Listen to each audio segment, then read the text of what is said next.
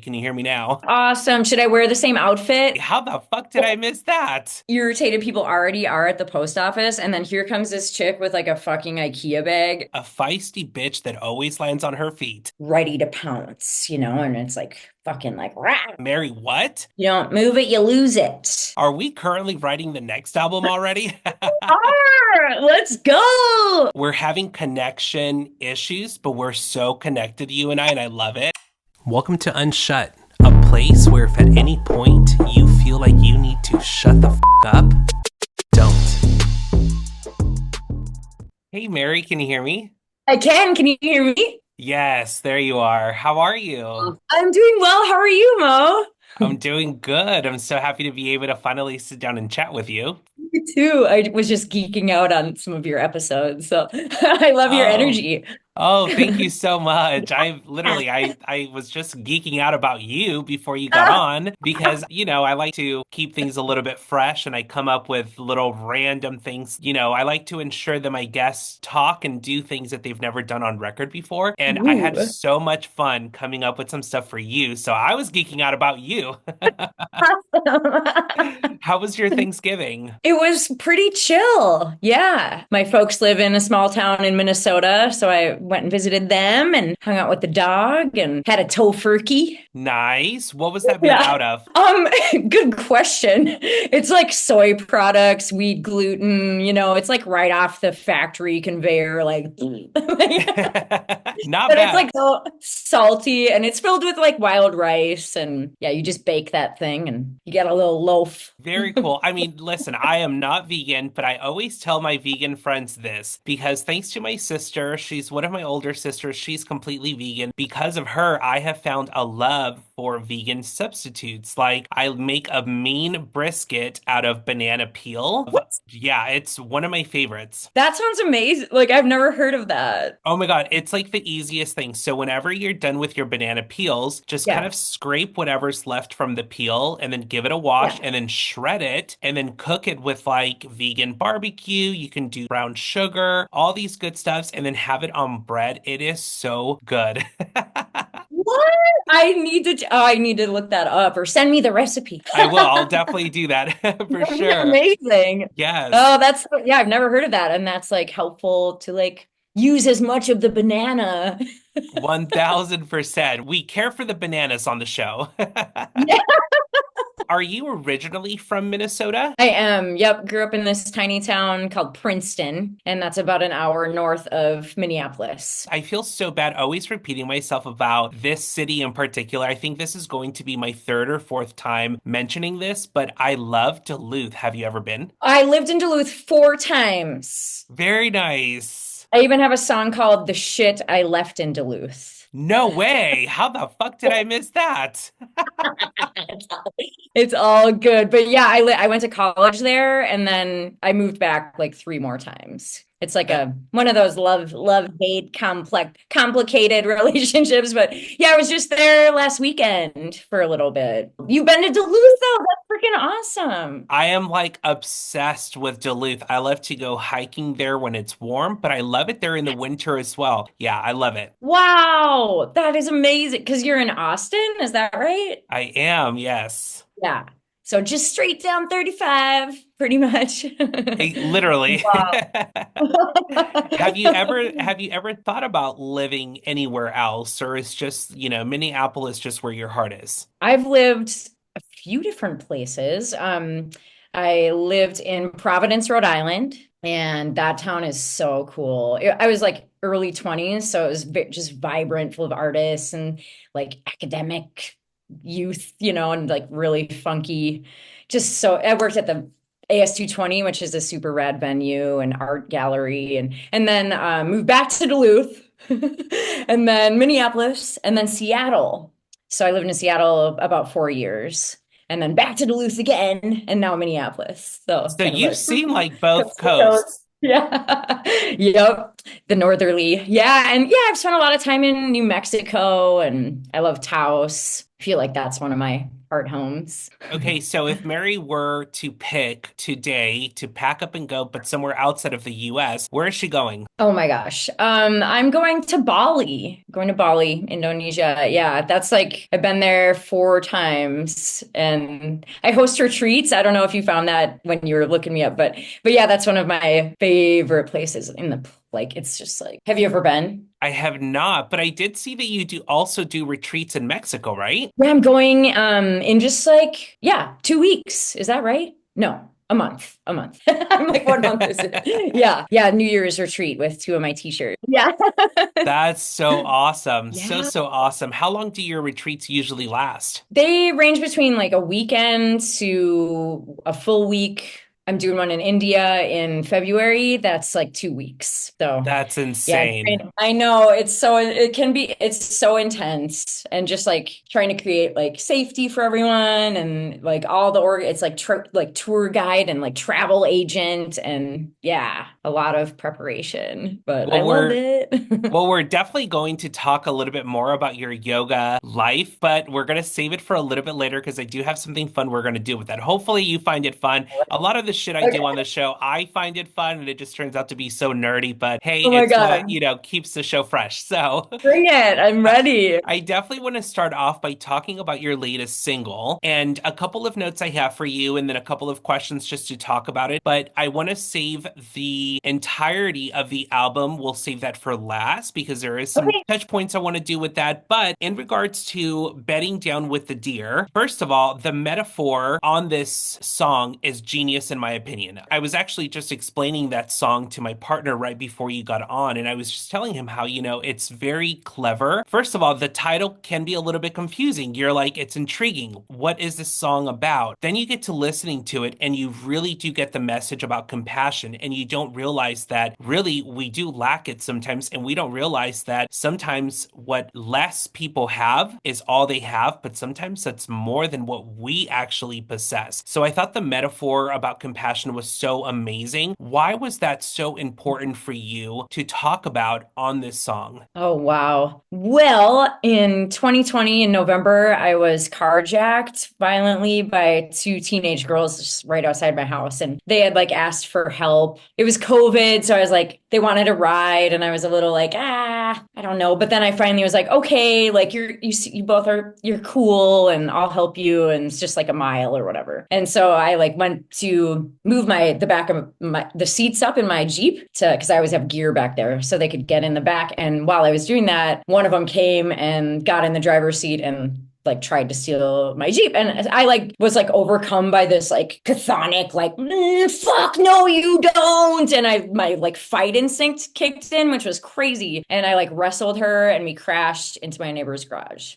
And then they ran and like it was like near death. Like I was just like she put the pedal to the floor and we're like careening into this my neighbor's building. And but there was like a fence that broke the crash. Anyway, they ran and I was just like completely traumatized and like PTSD and but also like and so it's like a compounded like I feel so I don't know. I feel like there was a lot of pressure for me to get over it like fast and just like move on and like it's over now and can we stop talking about this, but it was like just like on so many levels like terrifying, like the near death and then also like the betrayal and like wanting to help these girls that were so seeming like cool and then but then like compassion for them because like who the fuck knows what led them to do that and like are they in a gang, are they doing like they were like 15-year-olds and I did some fucked up shit when I was 15 but just like what pushed them to do that and I just feel like I hope they're okay and like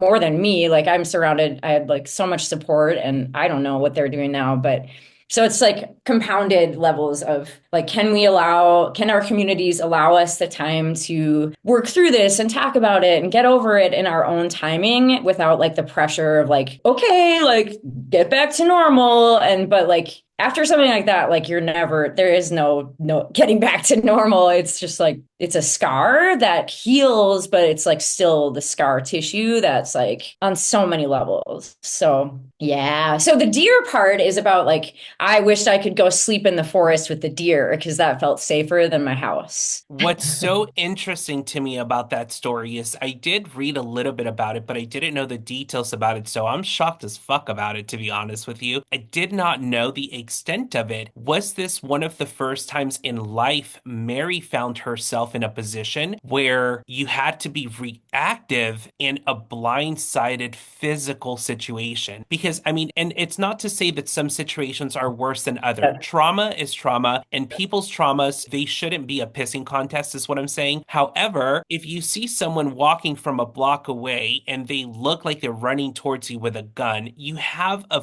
few extra seconds to process how to survive it. This totally caught you Mhm. off guard. Was that the first time you have been in a situation like that? Let's see. I had a traumatic thing when I was 6 with my neighbor friend, and then I'm a victim of rape too, survivor of rape. But nothing like where it's like in the street kind of scenario. I've had like fear moments. Actually, today on my run, it's like 18 degrees out. It's so cold, and there were like two very large men like on this bridge, and it looked like they were kind of fighting. And then they saw me, and they were just kind of like, and I was just like, I'm just gonna keep running. But yeah, it's like, it's interesting because it's like, what is that? Like, what is conditioned? Like, what is, how much of this is like, they're just fucking around having a good time on over here, I've had a few other physical, traumatic, violent things happen. But I wasn't strong enough in those moments to fight back. This one was completely surprised me. Do you feel like your writing is a way of fighting back to those times that you weren't able to? Because there is a lot of poetry in your writing, a lot. Yeah. Wow. I've never thought of it that way. Yeah, absolutely. I wrote a song about my sexual assault called Petty Misdemeanor because my perpetrator, that's what he was charged with, a petty misdemeanor, which in Minnesota, that's like talking on your cell phone and fucking driving. Like, how many other people did you do this to? And like, you're still you're forgiven, and like a slap on the hand. And so, yeah, it is like a way of like it took 10 years to write that song, but like it finally was like like I need to like claim this and like move through it, and like maybe it'll reach others that need to also like fight. Wow, I've never thought of that. Poetry is like, thank you. That's You're so cool. welcome. I think that that's one of the beautiful parts about having these open conversations with people is that, I often preach on episodes. They're not scripted. We don't do any prepping prior to. All I Yeah. really do is I do very gentle deep dives, is what I now like to call them, because I don't like for, interviews and things I read online to kind of impact where my creative process is going. So I actually don't like to read so much about details about people. And I think that it's Yeah. just a beautiful way to keep us on our toes so that we aren't so scripted and so that we just lead with our hearts and just lead intuitively. Thank you for sharing all that. I had no idea. Wow. Well, and yeah, the way that you're approaching with these questions, it feels safe. Yeah, I feel like safe to talk about all this. Well, I appreciate So, that so thank you. much. And I will say this, this is just a message. I've never had the opportunity to talk about this, but I think for anyone that has survived any sort of trauma in their life, I will always say this to them. The universe has a very clever way of picking its warriors. It sucks that we have to go through certain traumas, but whenever you're able to overcome that trauma, you're really able to realize, man, the universe gave me this because I was able to overcome it. And better you than someone who would not have been able to surpass that trauma. And that leads to very dark paths. So it's just a good way to show that. Wow. Someone has said a similar thing to me like that, where it felt like a little spiritual bypassy in a way, where it's like, well, like, look at you now, you're able to talk about it. And I'm like, well, I wish I didn't have to go through that. Like, kind of like, fuck off, It's true. Like, I have been able to. I have therapists, I have like community and like my yoga practices, things that have been able to be supportive. And so, yeah, It's true. I like that spin on it. And now that we're kind of on a, I don't want to necessarily call it a dark topic, right? But since we're Yeah. on the topic of, I guess, heavy topics, right? I Yeah. want to get this next one out of the way because I was Yeah. saving it for later, but I figured let's just talk about it now and Yeah. then Yeah. we'll shoot this shit a little bit later. Okay. But but when it comes to another topic, I noticed that you were very open about in your lyrics, and not just necessarily your latest project, the one that's coming out in February, but just in general. I noticed that there was like a topic of death that was very, I don't want to use the word clever, but it was there. It was a message I got from some of your tracks, sparked the curiosity about your upbringing. As a child, was death a topic that was considered taboo, or was this something that you've always expressed and talked about within familial relationships? Kind of taboo, actually. Yeah. Like I was raised Christian, and so always this view of heaven and then in about eighth grade I had a fella I was interested in who was like, I don't know, 3 or 4 years older than me. Maybe he was ninth grade. Anyway, whatever. He was like, well, what if when you die you become the energy of everything? Like, what if the energy doesn't go anywhere? It just like moves into the plants and the trees growing. And I was like, well, no, like, what about Jesus? Or, what about like heaven? Yeah. And all, so I like struggle with it. But then like, as I started studying yogic philosophy and Buddhism more and just like the preciousness of life, I think I just became more internally interested in like how precious this like bodily moment is that we have and how unique in all of time. And like we may be reincarnated, we may dissipate into energetic. I'm still uncertain about what, and aren't we all in the afterlife? But yeah, I had some friends die at a young age, and of course, all my grandparents, and some suicides in there, drug overdoses. So yeah, it just really hits, and how precious and the ripple effect. What I find fascinating about your response is that immediately I am hit with there's almost somewhat of a beauty in death being so taboo for us when we are younger, because it does create this confusion when you are older. But without that curiosity, you cannot explore the what ifs and other possibilities of what happens after death or what is death. Yeah, and just the mind expansion, that might not be it. I just had a dream. This is like a really weird dream of I've been to India twice, and the city of Varanasi, it's like the holy city of Shiva, who's like lord of underworld and destruction and transformation and the cosmic dancer and so many things. And so there are cremation grounds that are right along the Ganga and you just can walk right through them, and they're cremating like 3,000 bodies a day, and you're literally just like to get across like next to the river to go deeper into the city, just walking right through that. And there's thousands of people around and mourning but one time I was there right before the holiday of Holi, and so that's like for anyone like splash, they like throw colors everywhere and it's like dancing and just like everything's like neon and there's fires and so there were like young men like dancing to techno in the cremation grounds like covered in ash, and it's just like this like vibrant like youth like dancing in the death, and just like, what the fuck? Like, I just get shivers thinking about it. Yeah. So I don't know. It's the energy of decay and transformation. Like, it would just be a big pile of junk, the mushrooms eating things in the forest and the decomposition and the vultures. And, it's like we need this decay and process and death and to like have things live. Absolutely. And I think for anyone listening who's scared of this topic, because it was something I went through a very short period where I was absolutely terrified of the thought about death. But I finally had this comforting thought that it almost like overcame every single fear I ever had about it. We are too beautifully made for it to be such a scary thing when we go. We are literally the best instrumental creation that ever happened on Earth. The way we grip things with our fingertips, the way we use our wrist, every function that we have is so beautifully created. There's no way that anything that would come after this experience would be anything scary. So for anyone listening who this topic is scary as fuck, just live in that peace that it doesn't have to be a very scary thing. So Oh my God, that's so beautiful. Makes me want to cry a little bit. That's so lovely. I haven't had the opportunity to talk about that topic. And so for me, it's like, again, it's why I go into these conversations just without a script. Let's see where they go. And so I love that. I want to talk about something I read on an email, and it was something in regards to the review of the music that you're doing right now. I read something that stood out to me that said a nod to 90s grunge. So this inspired the first segment that we're going to do together. So literally, I mean, if it doesn't get any darker than that, listeners, we're going from death to 90s grunge, okay? Exactly. So this next segment is going to be inspired by that 90s grunge comment I read online. This is Awesome. called There's Something About Mary. Are you ready? I'm ready.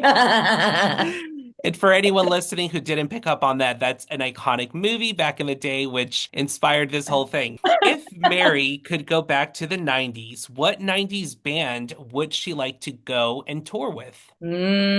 Probably Belly. Yeah, Belly or Juliana Hatfield. Oh my gosh, Yeah. amazing. Amazing. In regards to there's something about Mary being in the 90s, I couldn't talk about the 90s with you without talking about movies. So, if Mary could pick this upcoming album to put some of this music in a classic 90s film, what would it be? Either Before Sunrise or Reality Bites. Oh my gosh, these are perfect. I came up with a cheesy one. Do you want to hear mine? Of course. I always tell my guests this whenever I compare their music to any other artist or anything like that. Don't take offense to it. It's just truly the first thing that sparks my mind, right? So I wrote, my pick for Mary would be Never Been Kissed. It gave me Erase and Rewind by the Cardigans and But Heaven Tonight by Hold. Are you there? really, I know we keep cutting out. Can you hear me? I know yeah, I can. Yeah. Okay, okay. Okay. So Can you basically hear me? mine, yeah. Okay. We sound like that fucking commercial back in the day. Can you hear me now? The next one I have for you in regards to 90s grunge, in Mary's opinion, who takes the best music in the 90s? Who nailed 90s vibes in music? Whoa. Kurt Cobain. Oh, 1000%. Uh-oh, where are you now? Are we there? Yeah, now you're just a black screen. Oh no. What does Yes. your end of the next week look like? Because I think this episode is calling for a part two recording where we don't have shit connection, so we can clearly talk about your album. Are you okay Sure. with that? I am. Yep, totally. This week, it's here and there, but I have some flexibility for sure. Yeah. Amazing. I know I am done with like my big bulk of Yeah. filming by Tuesday. So after Nice. Tuesday next week, I'll be completely flexible with hours as well. But this way we can get a Okay. really good recording because I really want you to highlight your album on there. So at least we got the Okay. shooting the shit out of the way. But let's go ahead and do that since Yeah. connection's not in our favor today. And then let's do next Yeah. week to do a part two to talk about your album. Is Okay. that okay? That sounds great. Yeah. Yeah, I'm Amazing. so Thank sad. I you. don't know. My internet is like looks good, but I'm not it must be Zoom. Like, It's what got the to be hell? Zoom because my Yeah. bars are like really Yeah. high too. So I'm like, I don't know what's going on, but Yeah. let's go ahead and give it a rest. And then I'll message you on Instagram so we can coordinate when to do a part two and talk all Okay. about your new album. Sounds good? Awesome. Should I wear the same outfit? Now let's do outfit changes, both of us. Okay, awesome. I am definitely Awesome. keeping that. I'm definitely going to keep that as part of the episode, though. That was epic.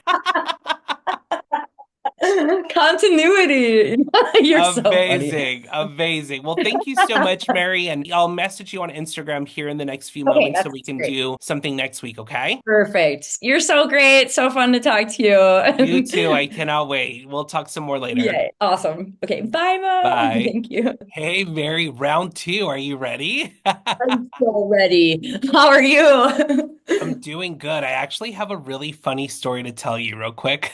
I can't wait. Tell me. So, after you and I were done recording, the Hmm? next day I had another recording session to do. Mhm. Well, I lagged out, my connection completely gave out. So, turns out it was my connection after all. Unbelievable. Well, what the heck?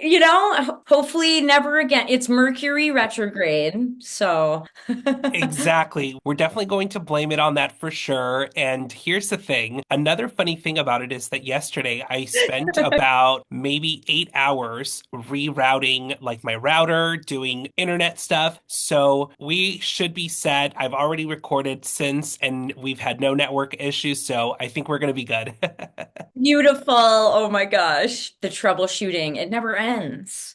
I know. So I want to redo a couple of the last things we did the last Okay, time we recorded. Are you perfect. ready to jump right into it? I am. Where we left off last time, I kind of had this segment called musical yoga, and after playing it back, I realized I didn't really do the best job at explaining this, so I'm glad we're redoing it. Awesome. Oh, I should have like kept thinking about it. No, no, you're totally good. The way I want to play musical yoga with you is I'm going to give you a pose. In that pose, I want you to think what song Mary would write about. Like, what would the song be about Ooh. inspired by this yoga pose? Are you I ready? love that. I'm so ready.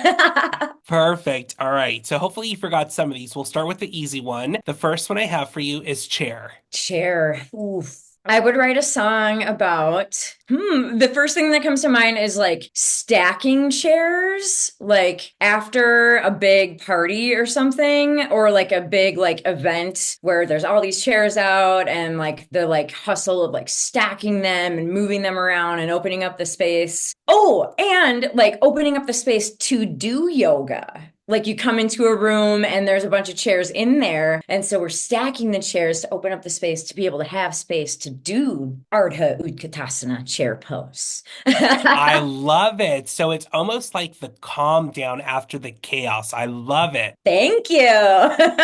Perfect. The next one I have for you, boat pose. What would a song about a boat pose be about? Oh my gosh. That's so cool that you picked that because I just launched a yoga teacher training program. So I'm like training people how to be yoga teachers. It's amazing. It's insane. And one of the postures we were just talking about was boat pose and like what muscles are activated and what you would need to like prepare the body to be able to get into boat pose. So that's like so much core strength, right? And you want to be like in that long line and like so it'd be like how to stay stable in the boat. Like the boat is rocking, life is a fucking circus all around, the waves are crashing. How do you stay like stable in the boat? Awesome. Beautiful, beautiful, beautiful. The third one I have for you is cobra pose. I love Cobra pose. It's like yeah, Cobra, it's snake, and cobras are like stealth, you know. They're watching, they're slithering, they're like ready. Cobras like the snake is like such a I'm just riffing here, but the snake is such a symbol of yoga, the Kundalini. So there's like in that philosophy, as I see you nodding, so I bet you know all about this. It's like the coiled serpent at the base of the spine that like rises up as we like awaken spiritually. So the song would probably be about like that like dormant power in all of us that's like stealth and like coiled and like waiting to emerge as we like wake up. That is so fucking good. I'm like, are we are we currently writing the next album already? Let's go. I love it. The next one I have for you is cat pose. Ooh, cat pose. So cat is like you're rounding your back. You're like, so that's like the cat, the shape of the cat when it's like stretching its back or when the cat is like ready to pounce, and it's like fucking like rah. So that one would be that would be coming from like maybe like a stage of growth where you're like stretching yourself and you're like facing stuff and you're like getting into it and getting into it. And but then it's like something triggers and then it's like, like you're ready to pounce. So yeah, like that's that like growth process of like you're stretching yourself, but also like that it's new. So it's like feels a little dangerous. I love the dangerous side of it for sure. Awesome. Something I had wrote on my notes was it would be about a feisty bitch that always lands on her feet. Yeah. Oh my God, I love that too. Totally. I'm telling you, we're writing the next album We already. are. So many things. Nine lives. Yes. The next one I have for you is, and it's the last one for this segment, and it's called Downward Dog. Downward dog. So another kind of like waking up moment where you're like, I'm just like emerging from something and I'm gonna stretch out again. And like it's playful too, like you're pedaling it out. So I think like the vibe of the downward dog song would be it would be fun, it would be stretchy, it would be like luxurious, kind of like a slow pop number. Too good. That was it. That wraps that segment up. That was so perfect. Did we Oh freeze no. again? My connection's unstable. I'm gonna hold on. I'm gonna switch to my other I have two things I can try. So Okay, hold on. Okay, I'm back. Is perfect. that better? We'll So see. far, so good. Awesome. Too funny. And it's so funny because I talked to Monica about this. It's so funny Yeah. how it's almost like we're having connection issues, but we're so connected, you and I love it. I love it too. You're so fun. You are too. The last thing I have for us before we talk about the album, because I had so many problems with figuring out how to pronounce your name, I came up with this segment called Mary What? So we're jumping into that one lastly. Are you ready? I'm ready. The first one I have is Mary Boo. What is something you can confidently say you're not so good at? I'm gonna say again, and I've been thinking about this all week of not stand-up comedy.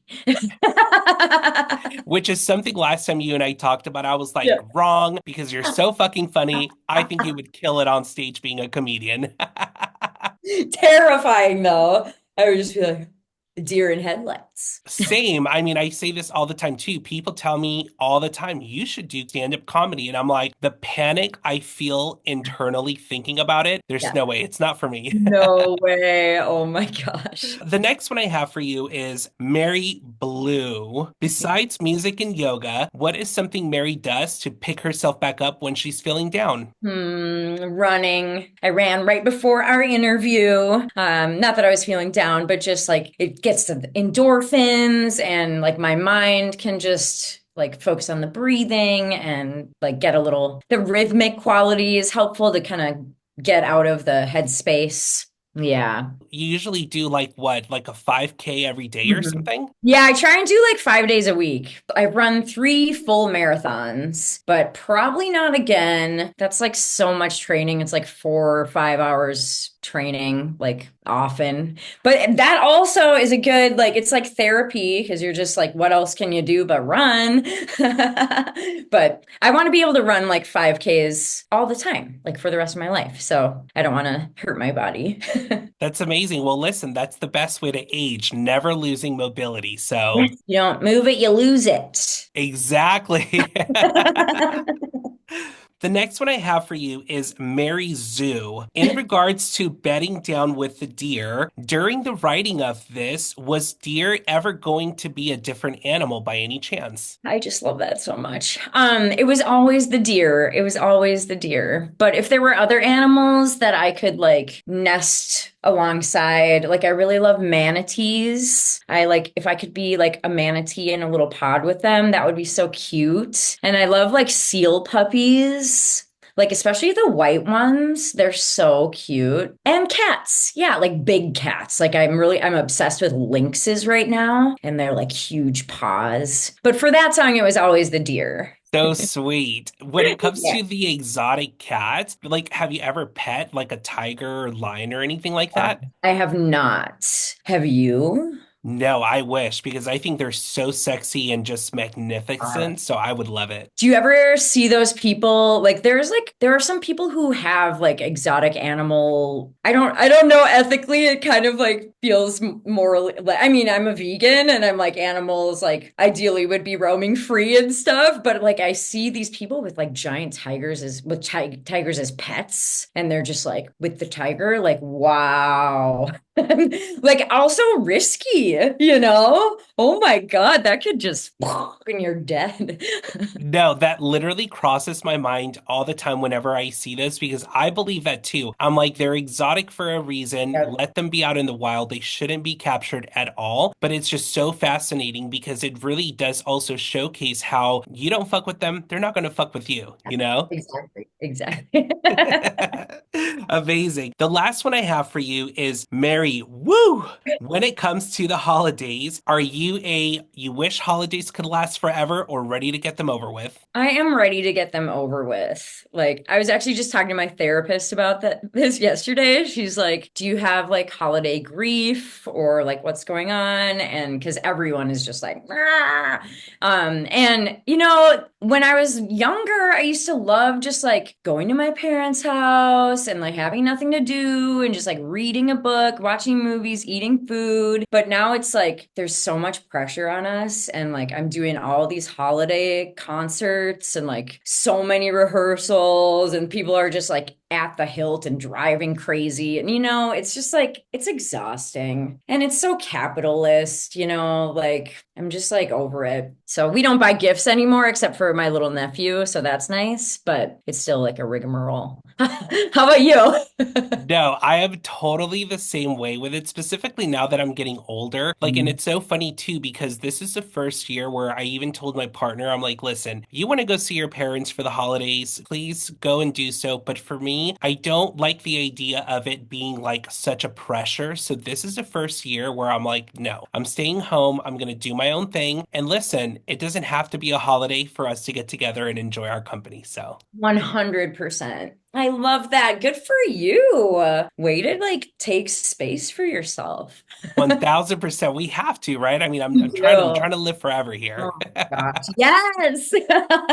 Amazing. Very, the Oh, last thing I want to do is talk about your album real quick because something that I thought was very fascinating was the fact that you had used Kickstarter, if I'm not mistaken, to do these yep. albums. And I feel like that is such a great reflection of the people that you're surrounded with who believe in what you're doing. But let's talk about that real quick. How many albums have you had with the Kickstarter? And let's start there. Have I done 4 or 5 with Kickstarter? I think, yeah, it's either 4 or 5 I've worked with Kickstarter. And it's terrifying. It really is because it's like so vulnerable to put yourself out there and ask. And the first one I did was in 2012. And so it was just starting with Kickstarter. My first album came out in 2000, but I used Kickstarter for the first time in 2012. And it was just like, it was not really known super well at that time, at least in Duluth, Minnesota, where I was making it.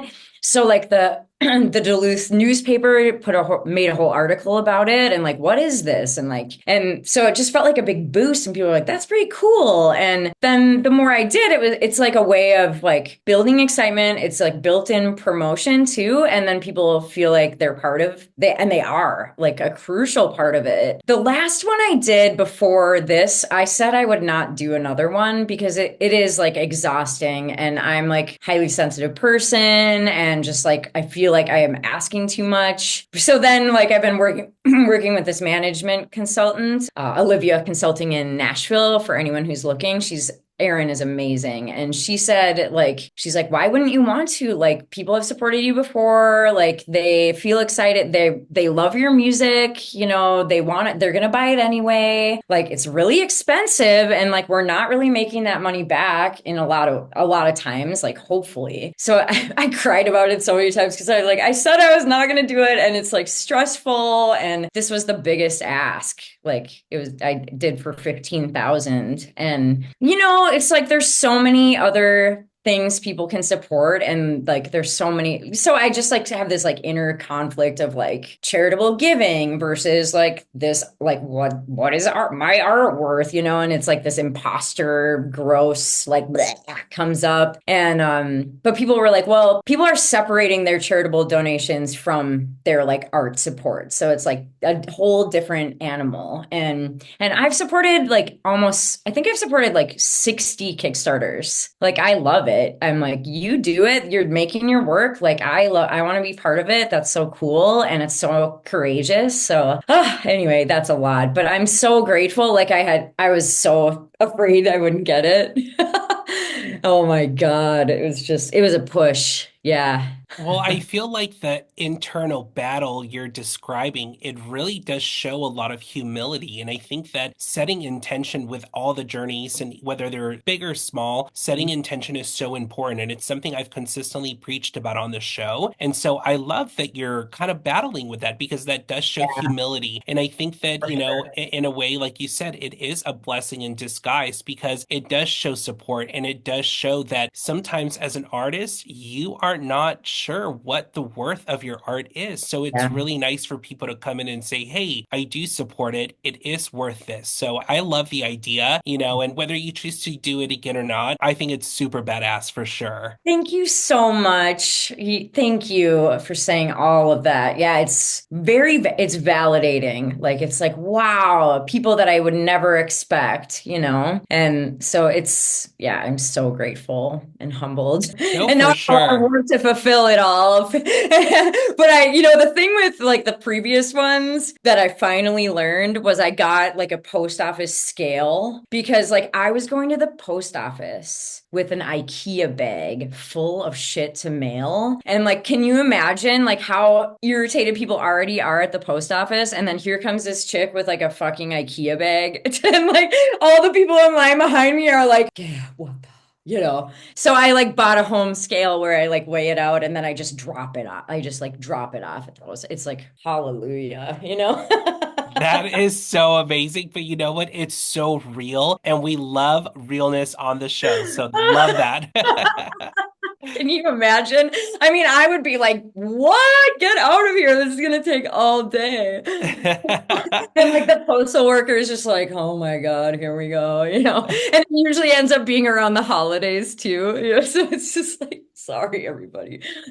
That is so, so real and so perfect. I love it. Oh my God. Well, I'm super excited. I felt very honored to have been able to listen to the unreleased tracks. They're so amazing. I think that something we talked about the last time we were on the call was the 90s grunge vibe. It was just so spot on, very nostalgic, so beautifully made. Are you by any chance going to have any plans to do any of these songs live, whether it's locally or anything like that? Yes, yes. I had like hoped to release it back in May, like 2 Mays ago. Is that right? No, I don't know. It was like it's been done for a while, but we did like an album preview concert where we played the album in full and just to give a taste. And then so I have two release shows booked now. They're not announced yet, but they will be soon. But one is in Minneapolis, February 16th, and then one is in Duluth, March 28th. If you want to come to the cold March Duluth vibe.